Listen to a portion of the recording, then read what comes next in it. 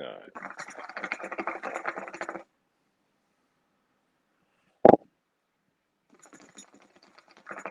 Life can be beautiful if you let it.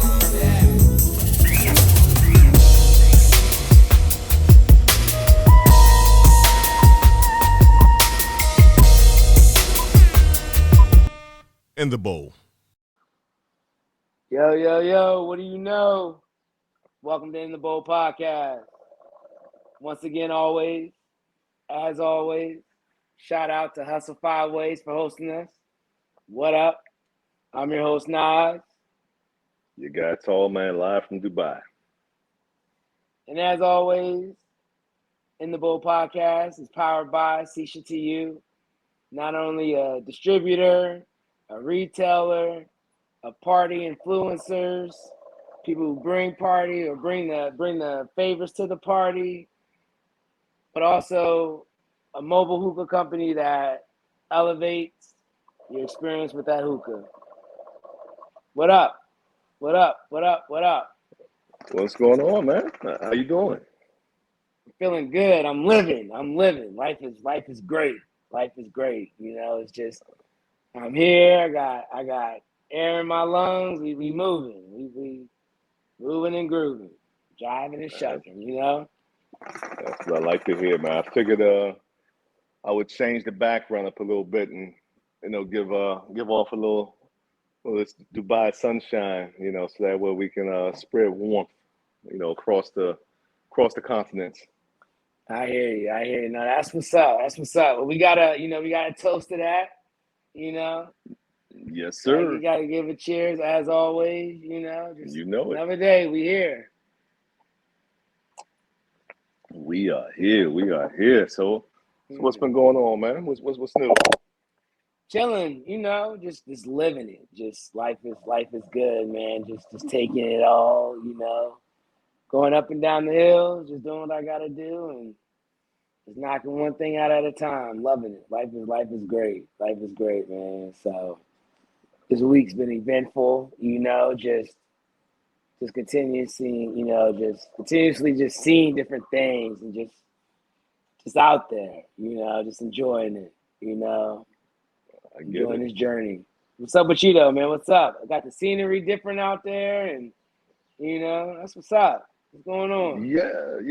I'm trying to mix up the backgrounds, so each show try to give something different. Right now, the Wi-Fi in the house, I can my home studio is limited to certain places right now, but I'm working on that to try to get some different shots and different angles, but all is well out here in the sandbox, man.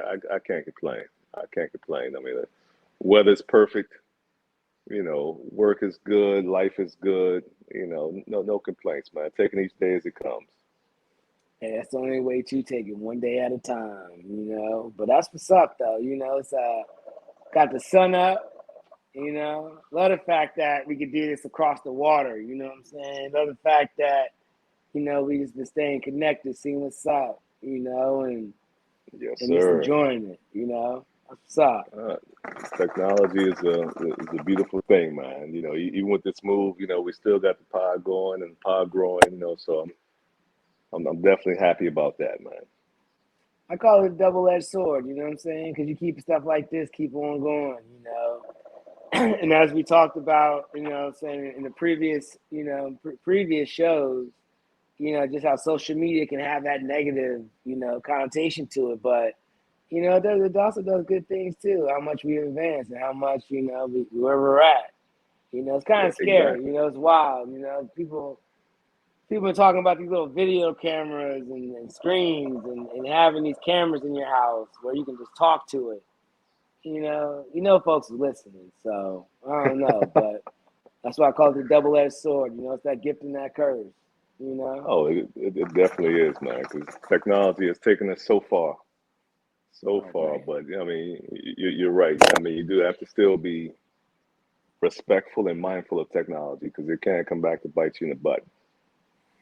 Now just imagine those wild text messages you used to send when you was a youngin, right? Can you imagine just writing a letter, then putting it in the mail, getting a post? Now you're just in a quick text. What's up? So technology is a Yeah, double-edged sword. It's a gift and that curse. exactly, exactly. I mean, even before, writing the letters put in the mail, man, passing notes in class, man. Now kids don't even pass notes no more, man. They just send a quick text message, man. Kind of, still some of the nostalgia from it, but I mean, as times change, you have to adapt. If you get stuck in, how things used to be, you can't move forward. Evolution. You got to evolve. That's what you got to do. It's the name of the game. You got to keep on doing it. Exactly. It never So, stops. what are you smoking over there today? What you got going on? I take it back to the classic, man. My BMW. Just took it back to the straight classic, just to chill. Got that sweet, got that bold, and got that cool mint. So to go to Okay. the classic, life is good. Just Oh, want to sit back and just meditate. It's one of those things. nah, I feel you, man. I feel you. I got trying out this ice raspberry mint. What I mean, so far, Mm. it's pretty good. Anything with mint in it is going to be 9 times out of 10, it's going to be a winner in my book. Like you said, it gives you that cool, refreshing, taste on the back end. So I'm about 9, 10 pulls into it, and so far I'm impressed. So we'll see, throughout the course of this show, if anything changes. But so far, I like it though. I like it. So what kind of flavor does it give? I mean, raspberry, and you got that raspberry mist. I like those. My thing. I do like blue mist. So it has that extra cool. But that raspberry, I never, never thought what a raspberry would be. I stay away from raspberry. It's not really my thing. But Yeah, I agree. I mean, Shisha to you, sent me a gift box, so it was included in there. So, whenever you got something on the shelf, you gotta break the seal and try it out. I mean, it's pretty cool. yeah, I mean, that's it's what's up. like raspberry, blueberry. It kind of gives you that sweetness, a little bit of tartness, but it's like the perfect balance. To where it's not Yeah, overwhelming. So yeah. I like it though. I like it. That's one thing I do like about them folks over there at CCTU. They're definitely known for throwing little surprise in there, just to be like, hey, try this out, see what you think about it, let them know, So they know how to do it. They know what they're doing over there. They get it right. They get it right. Anytime I see that box, I know it's gonna be something good in there. Facts, facts. A little surprise, may not even be what maybe a little extra, little dab in there, something for you to enjoy. Exactly, or a nice new little accessory to make things easier. Always think about the customer and the client. I appreciate that. That's what it is, Customer's always right, I guess, And that's funny because when I hear you say that, I think back to our conversations at our old hookah lounge about that good old 80/20 rule, man, and how passionate you would get about customer service. But I get it and I respect it, man. Customer service is big. You know what I'm saying? Like, we're not even going to go into the tip. The tip is something different, right? But when you get into customer service, man, I'm big on that because I'm willingly coming to an establishment that I'm willing to spend money that I worked for, right? For something, obviously, depending where it's at, whether it's a beverage, whether it's a meal, more than likely I can make it myself, right? But I'm willing to pay someone else to do that. So I expect customer service. And it's not about the money for it. It's not about none of that. It's about that experience that you're going for. When you go to a particular place, you know what you're going to spend, right? Ain't no Yeah, surprises, yeah, this is So true. I'm willing and able to do what I want to do. But if you feel like you're going to give me bad customer service, then I'm going to be like, all right, well, unfortunately, I can't help you out here. I'm good. I Yeah, can't partake in this nonsense. This hoopla, and whatever you got going on. And that begs the question, I mean, what are your thoughts on places where you go and they automatically include gratuity in your bill? Now, how do you feel about that? Because, I have mixed feelings on the automatic gratuity. I think you're clocking my pockets, but I also feel that I expect, again, good customer service. If you're going to expect that, then that's fine, and you put it on there. If you are just standing up to that standard, or you're up to that standard, maybe put a little bit more on there. But I don't know about that. I mean, I feel like you clocking my pockets. Yeah, because I feel in some instances, they put automatic 15% on there. I'm like, all right, well, I mean, if the service is good, I'm usually, a 20% tipper, around there. But at the same time, it's like a gift and a curse because if that person already knows that they're getting, gratuity automatically, is that going to push them to go above and beyond with delivering, quality customer service? I think some people take advantage of it where they know it's already locked in. So they're like, all right, well, look, I'm going to do the bare minimum because I'm already getting a bridge. Versus if it's not included, it's like, all right, well, let me go ahead and give, good customer service so I can make sure I get a good tip. See what I'm saying? Now, I hear you. I hear you. I feel that you just don't know what's going on, right? So I feel that, so I have two parts to this. There's layers to how I assess what I'm about to tip somebody. All right. I first sit there and I'll assess the service that I'm getting. Then, depending on the type of service that I've been received, I'll sit there and say, all right, do you get above? Because I used to be in the service industry, right? And you get peanuts, for work that you have done, and depending on the customer, they can be a handful, right? Yeah. So you get peanuts from your paycheck, right? No matter how hard you work, you're gonna get this $25 paycheck, right? All right. So you're living off of tips. And there are some, I think that again, there's layers to it. Some individuals are go-getters. Some individuals know customer service. And some say, well, you know what? I'm already going to get 18%, so I'm going to do whatever I want to do. Yeah. When not even thinking that there are a lot of people that, depending on how many drinks and how good the service is, I mean, how many extra cups of water I get, it can make me forget to look at the bill and be like, all right, well, let's just next spot and let's just pay this tab and keep it moving. Yeah. But if I do realize that the service has been bad, I'll sit there and be like, all right, you got this, you got that. Nope, take that off. I didn't get that. This was disgusting, so take that off. And then you start, and that's when you notice that extra gratuity. The only time you really notice it is if you had a bad time or you have that much time to analyze. But if you had a great time and you just, they keep the event going, the night going, Yeah. the day going, whenever it is, the situation going, then you're just trying to get out of there and you keep it moving. So it all depends. It all depends on how that service is. That's why I say customer service is key. You never know who you would. You never know, there have been people who've been getting, $1,000 tips, just because you made the experience that much better.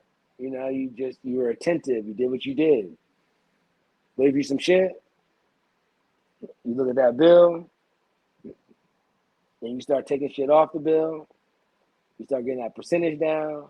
And you're like, nah, all right, this is your tip, and unfortunately, I can't help you out. Maybe you should get a better attitude.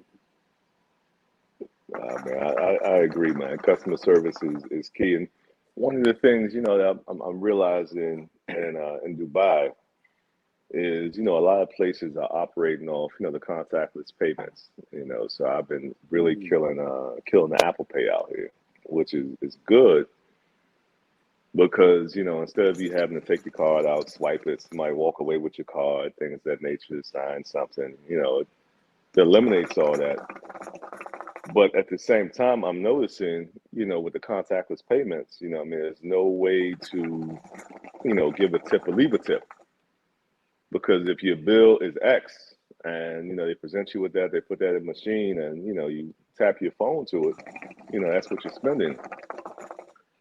And I think I was a little caught off guard because I went out to lunch with some colleagues, and we went to this Yemenese restaurant. Pretty cool. Food was great. Not used to having a meal that heavy. In the middle of the day, but the bill came. We paid with a contactless payment, and then I saw everybody taking a couple of dirhams, local currency out of their pocket, to leave a tip. And I'm like, man, have I been a jerk? Because a lot of spots I've been at, I don't have local currency yet. So I haven't been able to, pull it out and put something on top of it. So, just put that whole thing into perspective of, trying to learn, the different, customs and things of that nature to kind of figure out, how to operate. Yeah. And that is one thing when you go somewhere else, get accustomed to their customs, right? And so it's learning that and knowing that. And that's my thing. When it comes to the tip, as a server, like you should think, if you're in the service industry, your tip, all right, it's a little hidden gem. Your tip can either be claimed or not claimed. I abide by all rules and laws that are bestowed upon us. So, Okay. but as again, as a disclaimer, this is not of my thoughts. It's just a rumor. Yeah. That if you get certain tips, like you don't claim everything, right? And you live off of your tips. Okay. Because your check again is your check, right? So your tips are your tips. So if someone pulls out like a actual, a currency, then that, depending if you declare it or not, goes to your pocket, and that's what you live off of. You can't live off of a server's tip, off of the server's check. You can't do that. No, trust me, hey, I get it. I understand, and I respect the industry, man. I'm a big tipper. I mean, especially if the service is great. I'm gonna take care of people because you already know that those servers hourly rate a lot of times it's lower than what the minimum wage would be and things of that nature. And you want to see people eating. Folks need to be rewarded for quality service. So I'm all about that. Don't be that bad man that goes out and don't have enough money to tip. You know what I'm saying? I'm not saying you're doing that, but it's like one of those things. Like you can't be, like I can't be identified as the person who goes out and won't tip, right? Because you're going out there for like you can't go out if you don't got the money to tip. Don't go to dinner. You know what I'm saying? Like go do the drive-through and keep it moving. Man, Like, working in and around nightlife for so long. I've seen so much with tips. I've seen the good tips, I've seen the bad tips, I've seen the people writing notes and comments on the receipt and things of that nature. So it's wild, but I agree, man. Definitely don't overextend yourself. I mean, if you can't afford to be where you're at and leave a tip, just go ahead and chill around the crib that night, man. It's no need to push the envelope, man. Chef it up. You know what I'm saying? See what your skills is in the kitchen. Chef it up.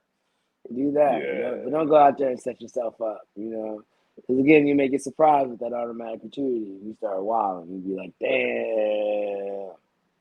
Exactly. And I'm gonna say something that I've seen and witnessed in the past, and I may get fired up or roasted about it, but it's just hilarious. I would during happy hours, I would see young ladies who order a beverage, and they may order like a margarita or something, and I hear the question asked, hey, what kind of tequila do you want? They run to the different brands and they hear the prices, so they say, nah, I'll just take real. I'll get whatever it is. And then a guy approaches them like, hey, I want to buy you a drink. And you hear the whole persona switch up. Now it becomes, oh, I want, Casamigos in it, or I want Don Julio or something along those lines. when a drink ago, they're sitting here drinking a real drink, but it's just funny to see how, people, operate when, they're spending their own money versus spending someone else's money. I find that to be pretty classic, man.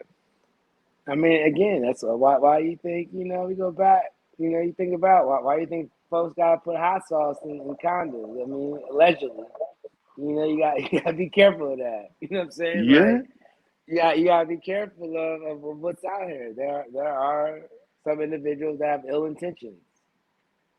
So it gets to that point to where, that people are just like that. It's the society we live in, you yeah, know, man. you know. It's different So, times, man. And so and again, that begs. Go ahead. What were you saying? you gotta watch yourself. You gotta make sure you know where you at. And that begs the question, man. I mean, do you think chivalry is dead? Now, I came across a conversation this week, and it was talking about like guys opening up doors to females and things of that nature. With the current state of affairs in the world we live in now, do you think chivalry is dead?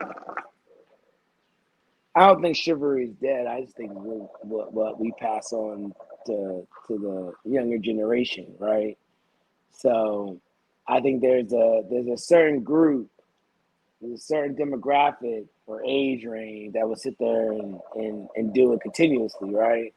So it's all about what we're passing down to legacy or what we're passing down to generations. And so you got to be able to pass those, mannerisms or that character down. So do I think chivalry is dead? No. I think that it's dependent on us. I think that um, we can influence the youth as to keep it alive. Because again, you're only going to do what you know. If you don't know to do it, why do it? You're not even going to know how to Yeah, ask. You don't even know what to do about it. So it's about what we leave behind us and making nah, that's sure that true. we make sure we set that tone as to what's expected. Yeah, So I think it all depends from that. I mean, chivalry have to be dead? No, I mean, no, no. I think it's just one of those things where if no one talks about it, if no one brings it up, and no one continues to teaches it, then yes, it will die. But no, it's not yeah, extinct. It's not out of here yet. yeah. Or if no one corrects the behavior, and that falls on both sides. If Facts. you're out with a woman and she's reaching for the door, you're like, hey, no, I got the door. Because a lot of people may not have experienced men opening doors and holding doors, women, things of that nature on a regular basis. So you may have to correct that behavior. And at the same time, I know definitely with small man, I showed him that early on that I mean, you always open the door for a lady, let her go first. You always open car doors and things of that nature. And Yeah. you're right. You have to be shown that example so you know how to move and how to operate. And you hit a Because key and I, point. Go ahead. yeah, no, no, No, no, you no, made no. you made a great point. You made a great point. It's not all about just teaching from one side or what I'm saying from one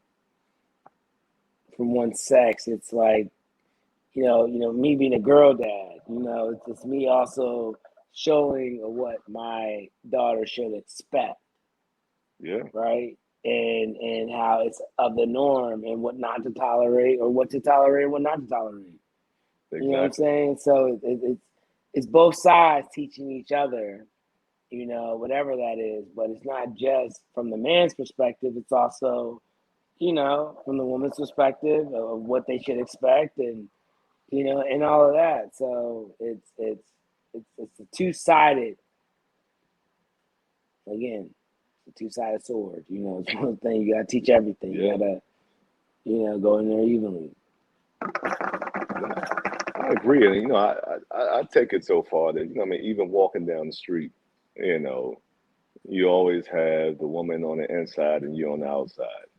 You know, simple things like that, or even in restaurants. And I know I'm famous for this one. You know, I don't like to sit with my back to the door of the restaurant. You know, I got to see Mm-hmm. what's going on. You know, who's coming, who's going.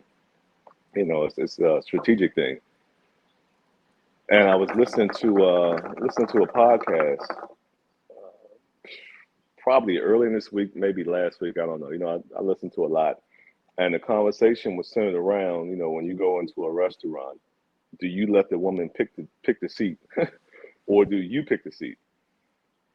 And you know, the whole thing came down to, you know, similar to what I was saying, that you know, a lot of dudes don't like having their backs to the doors, you know, for various reasons. And Yeah. you know, one of the gentlemen was like, "Nah, well, you know, I always dictate where the woman is going to sit because I pull the seat out for her. So she knows, Right. hey, this is where I'm sitting versus her just walking to the table and, you know, naturally just sitting, you know, wherever she wants." So that's, it was interesting. That's why, you know, it started getting me thinking about, you know, is chivalry dead? Because, you know, a lot of folks that were chiming in the conversation were like, yeah, you know, people don't hold doors anymore. People just walk through doors. People don't open car doors, things of that nature. And I'm just like, man, that's wild. But that's also who you're talking to, right? So it's all about what does that individual accept? What do they not accept? You know, what do they tolerate? You know, so if you tolerate that, that's what you're going to get. If that's what you attract, that's what you're going to get. You know what I'm saying? Like Yeah, again, it's like people got to set their own tone. You know what I'm saying? It's all about whether or not what you are willing or not willing to tolerate, right? And so if you're going to allow that, that's what you're going to continue to get. You know what I'm saying? You are the ruler of your domain. You know what I'm saying? Like you control that. But if you tolerate, that's what you're gonna get. And it's up to you to correct that. Again, is chivalry dead? Nah. It can be reinforced. yeah. You got refreshers, you know what I'm saying? So it's up to that individual to, whatever that is to figure out that, and you tolerate what or you there's certain things you tolerate and certain things you don't. And it's up to you to redirect that. No, man, I agree with you, man. And like you said, if it has to be, you know, relearned or retaught, and that makes me think, you know, I was texting with Small Man, and I came to the realization that this young man really is like the miniature version of me, man. It's scary how identical, you know, we are. And I'm gonna give you just one instance that I'm sure a lot of individuals who I've dealt with in the past are going to appreciate. You know, so I text the boy, right? So I'm like, hey, you know, what's going on? You know, how's school going? You know, how's basketball practice? His response to me was good. I'm like, hey, Yeah, but how you doing? How you feeling? Fine. I'm like, man, it's like pulling teeth to get information out this boy. It's like he's talking to an auditor. You know, when you go to an yeah. audit, you know, you answer the questions that they ask you. You don't give any additional detail. It's just straight to the point because you know you're not trying to give up too much information. You're just trying to answer the question. And so I'm talking to him. I'm like, look, man, look, how's school going? Good. Okay, what'd you do in school? Work. Okay, man. What kind of work did you do? Take any tests? I need more information. I need to know, you know, what's going on here. And you know, I know in the past, you know, I've been told that, you know, I can be short with responses and don't elaborate and things of that nature. And I'm just like, wow, this is what people were dealing with, huh? This is what I didn't see, you know, many moons Cool. ago. But it's just scary how you know your children, you know, really you know pick up your traits and become you know miniature versions of you. So I say all that to you with a young one to watch what you do and how you interact because it may come back to bite you one day. Hey, that's deep. That's deep. Like you said, I want to. There's certain things you gotta leave behind, and you have to leave that. You want to kind of leave a trail or a legacy behind you, and you gotta like you said, they're sponges. They're sponges, and that's what I'm learning quickly. So, that's why we call it a journey. It's a marathon, not a sprint. So you gotta maneuver with that. Exactly, exactly. And I know one of the topics that we have been trying to get to for a minute, but we just hadn't had a lot of time. It was going back to the governor in Florida, Ron DeSantis, who, from all intents and purposes, it sounds like the man is gearing up for for a run for the White House in 2024, but he's trying to do some very shocking and outlandish things with passing bills, and I know you feel a certain way about what he's trying Yeah. to kick off in Florida. So why don't you talk about that? This Bama here is wild as shit. And I say that because the fact that you're going to try to, or that you passed the rule stating that you can't have uncomfortable conversations about certain demographics, right? You can't talk about sex, religion. You just can't have uncomfortable conversations, right? And the time that we live in now and everything that has happened and continue to happen and has been happening, the problem that it continues to happen is, again, because we're not having these uncomfortable conversations. Even when it comes to teaching,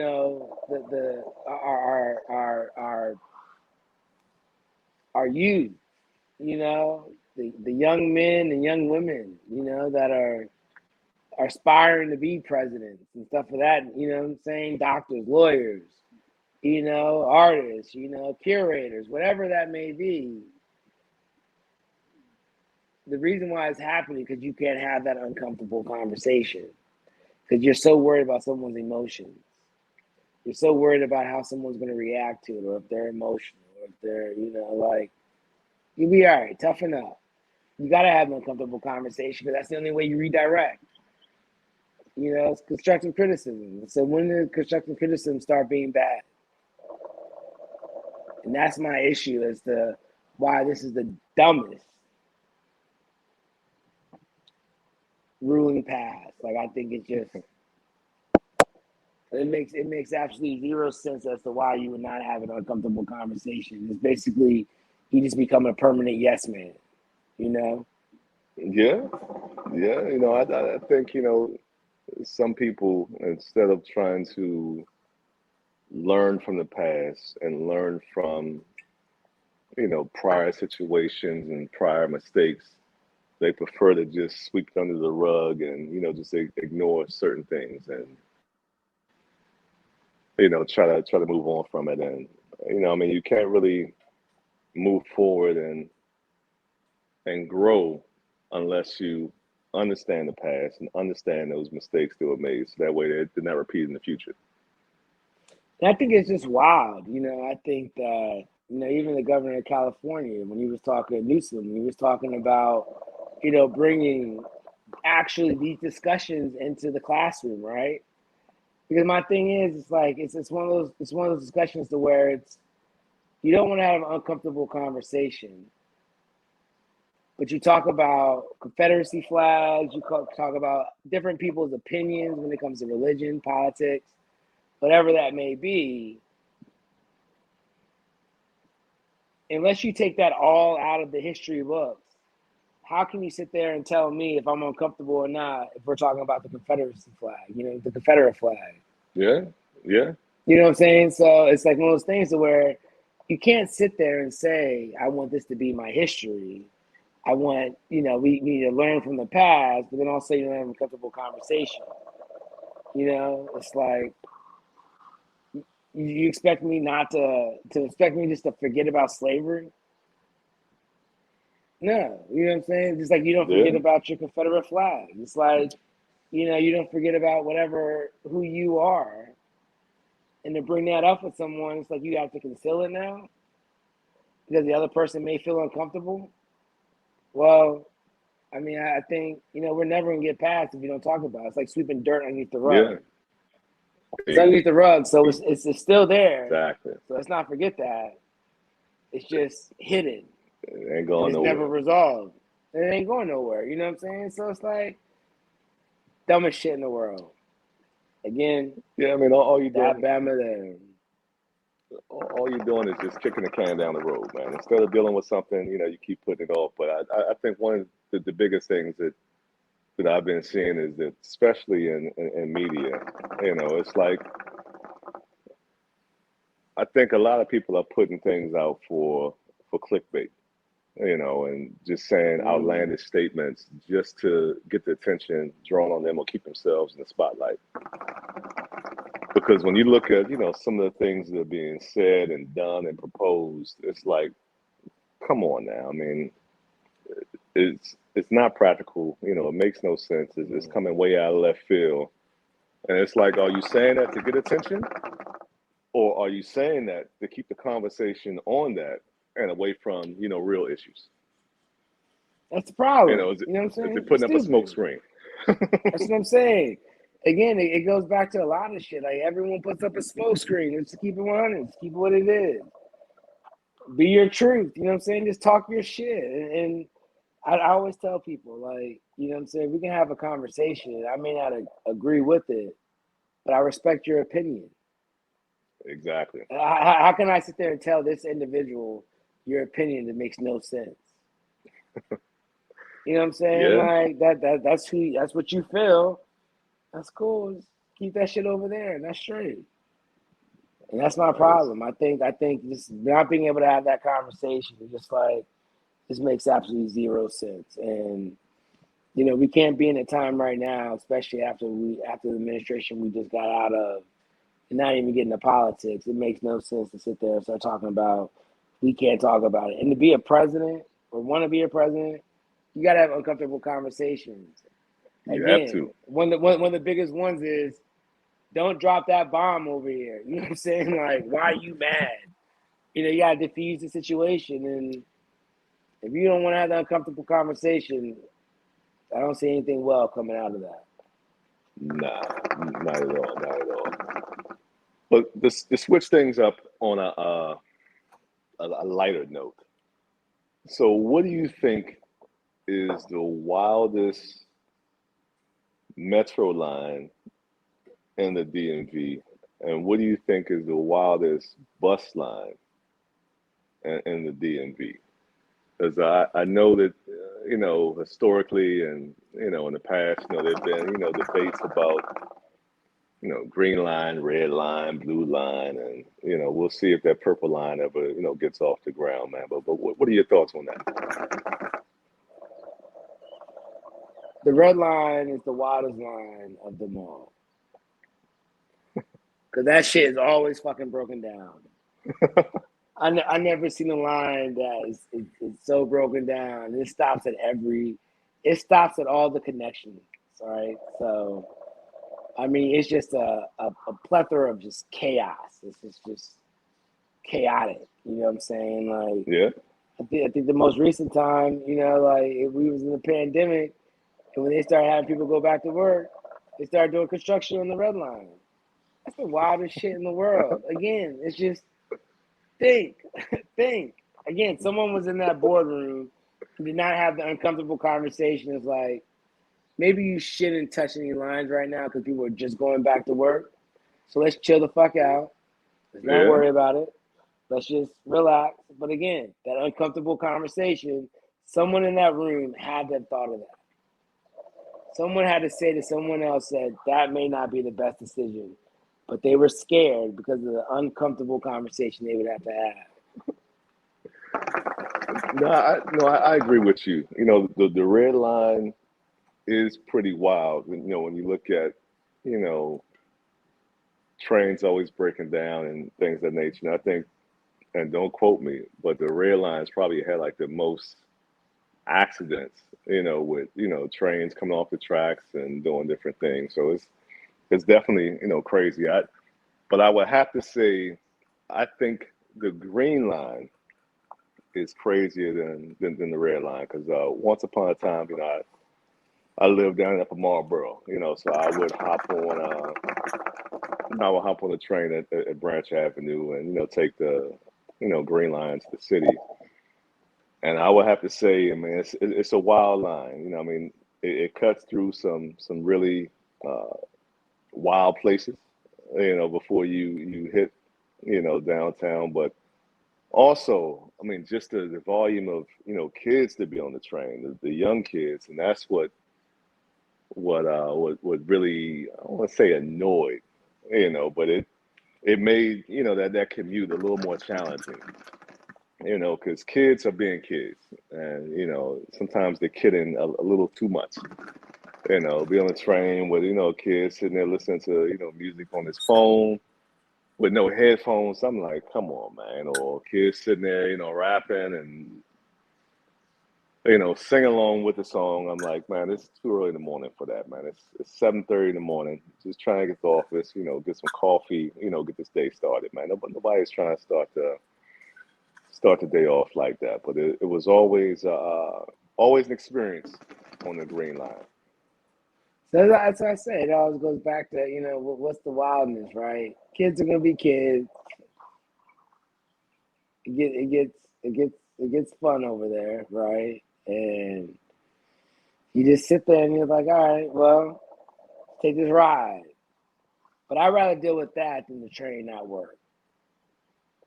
At least I'm moving. You know what I'm saying? At least I'm moving forward. Like I'm not. I can tolerate anything for 20 minutes, but if I'm stuck on a train, one time I took this train from DC to Baltimore, and I think the train hit a deer or some shit, Oh and man. I was stuck on the train for like 3 or 4 hours. The train had to come behind the train that I was on, push us up to the next station. So that took some coordination for that. We had to get off the train, get on another train. That was like a 3 or 4 hour just on sitting still, right? So Wow. again, I'd rather the train to always continue to be moving and entertainment on the train than just the train being quiet and just stop I between the mean stations. that's valid. Yeah, I mean that sounds like that Mark train. I used to hear horror stories, from some of my colleagues that took the Mark train. One, it has like a wildest schedule.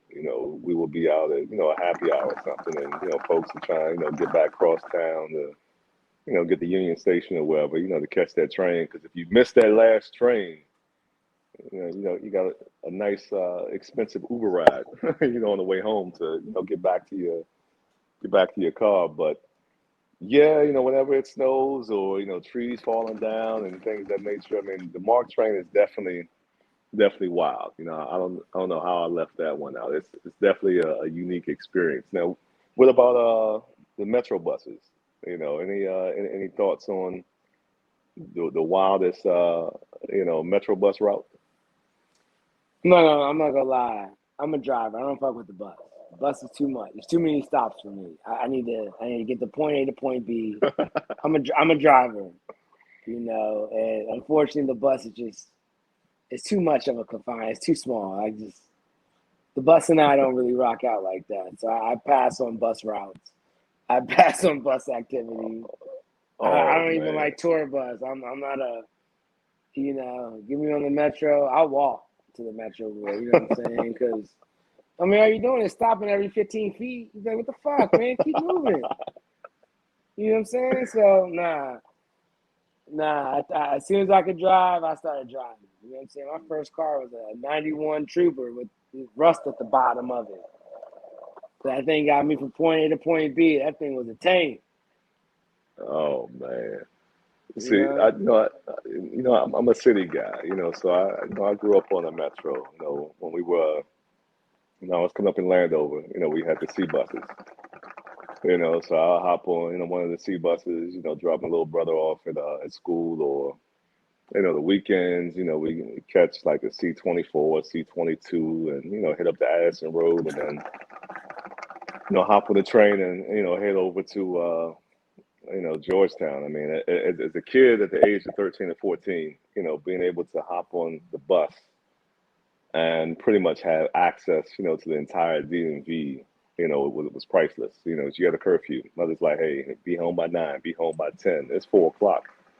Man, that 5 hour window, man, you can hit so many spots in DC, off the bus and the train. But I think in my adult life, the wildest bus line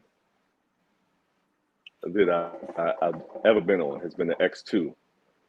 Riding through Chinatown, and that bus, man, I swear I've seen everything in the morning. We used to call that bus the people's bus. The people's Because bus. it was wild. I mean, you already know when you get down to Seventh and H, when you step out in Chinatown, you already know the type of crowd that's hanging out around, that metro station. So you're always guaranteed to see something, man. It's been 7 in the morning has to be experienced, and then of course, living in Silver Spring, you got the 70 to 79, and I know you're not, up on, you know, bus culture, but they got like the express line. Like the 79 is the express. So that way you're not stopping every 15 feet. Now you're stopping every 45 feet. See, now So I'm good. I'm good. I got listen. When I leave the house, I leave the house for it's intentional, right? There's reasons why I'm leaving the house. I don't just leave the house for any just. I'm about to go on a Sunday drive. I don't. It's not my thing, right? I can go. I can walk outside for that, get some fresh air if that's what I want to do. But when I have to go outside, I'm going to point A to point B, point C, point D, and making it back to point A. yeah, So I'm intentional about my moving, right? So okay. yeah, stopping every 15 to 45 feet. Nah, I got somewhere to be. And then you got someone that got to put a bike on the front of the bus. Then you got someone that forgets their stop. And then they start talking to the driver. Then they stop. Then they're trying to ask this. You'd be like, yo, just sit down or get off. Like, figure it out. And I'm not doing that. Then you got to pull a little button down. I'm not. Get myself in the car and figure it out. You know what I'm saying? Like, I don't have an hour and a half to get to point B. I got 5 minutes to get there. So move, figure it out.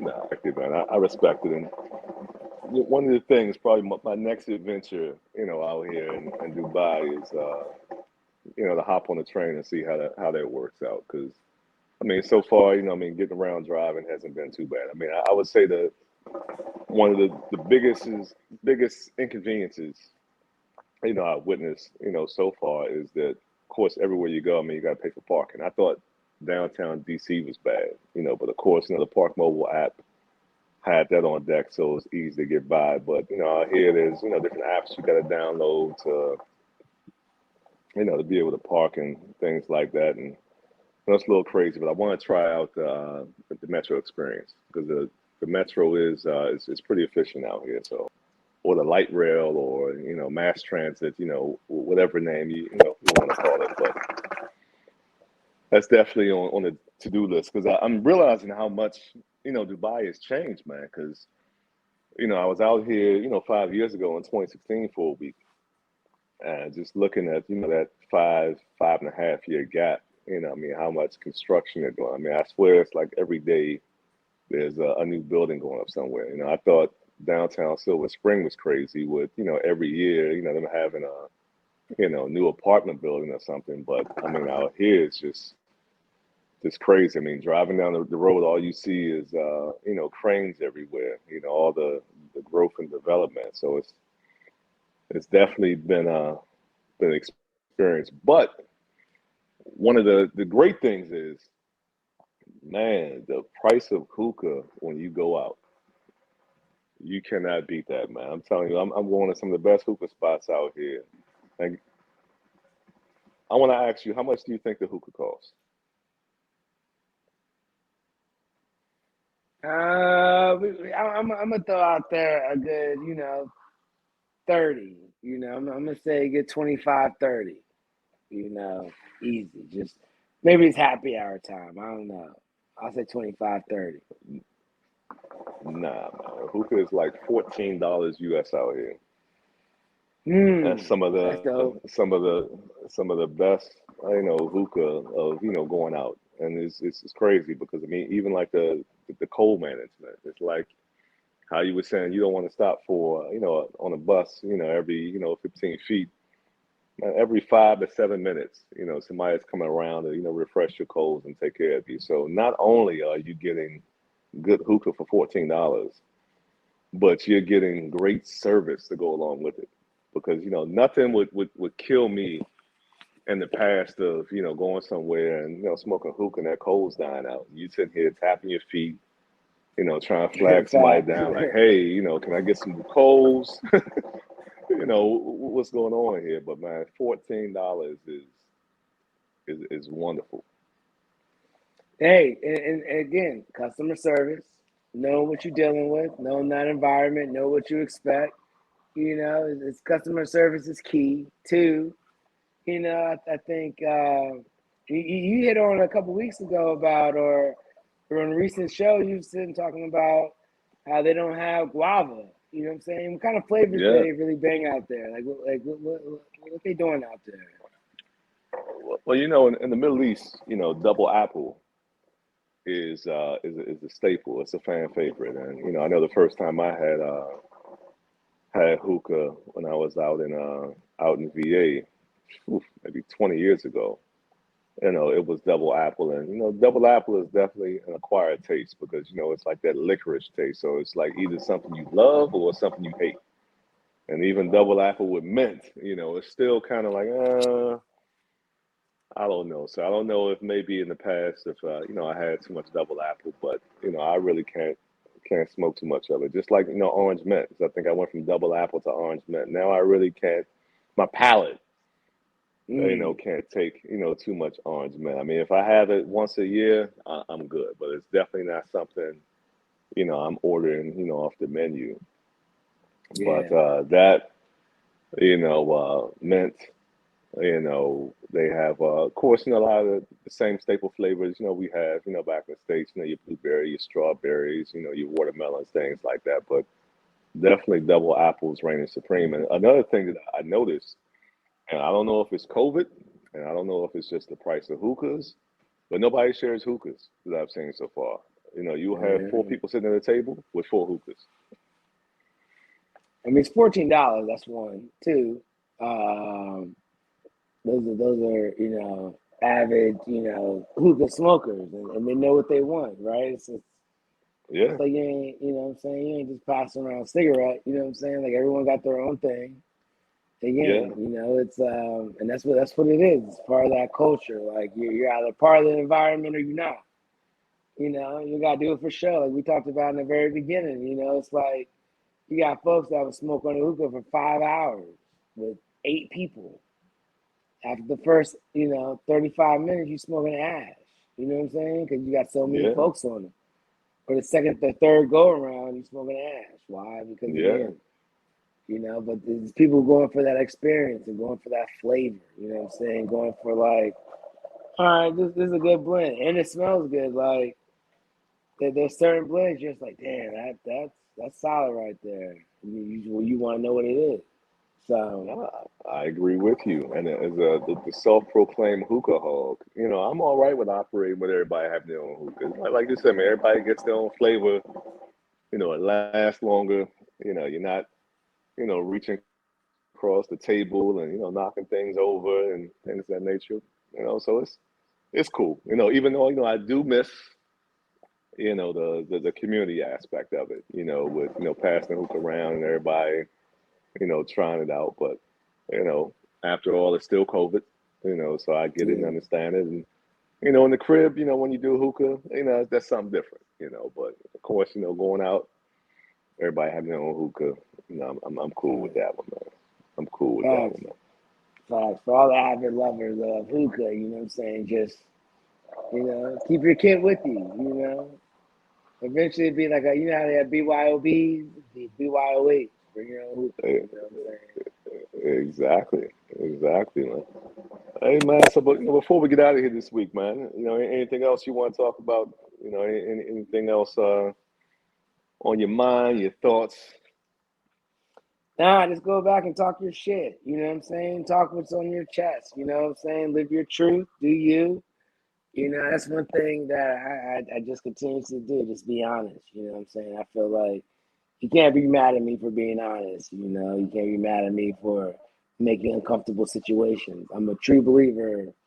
I'm talking about the elephant in the room. You know what I'm saying? So it just clears the air. It makes the air. You know what I'm saying? It just clears it. It just relieves of any nonsense out there. So You're nah, right. man, that's about it. You're right. I think a lot of people want the truth, but then can't handle the truth because then when you give them the truth, they feel a certain way. And that's the Unfortunately. wildest thing, man. It's like if you ask somebody something and they give you the truth, I mean, you gotta respect it being straight up with you. If you want to sit here now and getting your feelings about something, and in my opinion, man, that's all on you at that point. That person has been straight up and laid it out and said what it was, and now it's up for you to swallow that pill. You asked for it. And unfortunately, I You can't asked for control that. I can't control that. That's what they call a personal problem. Well, before we head out of here, shout out to Chief to you. You can follow them on IG. Also, thanks to everybody for rocking with us. Don't forget, you can follow us on Twitter at in the Bowl Pod. You can interact with us. Let us know, what flavors you want us to try, different brands, or if we talk about something that struck a chord with you, give us your feedback. You know, we're all up for discussion. What we say is our thoughts, our opinions, and we're more than welcome to hear your thoughts and your opinions, and what you think on that, and be interactive with us. So that's all good. And we always tell you, don't forget, keep those hookahs clean. After each use, wash them out, clean them out. Make sure things are ready to go for the next time. Don't smoke your hookah and let that water sit in the bowl for a week. While you wait to smoke it again, man. Let's go ahead and take that extra 5-10 minutes, clean it out, get it ready, so that way when you're ready to smoke next time, it's all ready for you, and you get that nice, cool, refreshing flavor of the blend that you just mastered. So we'll catch y'all next week. Facts. And like always, click, like, and subscribe.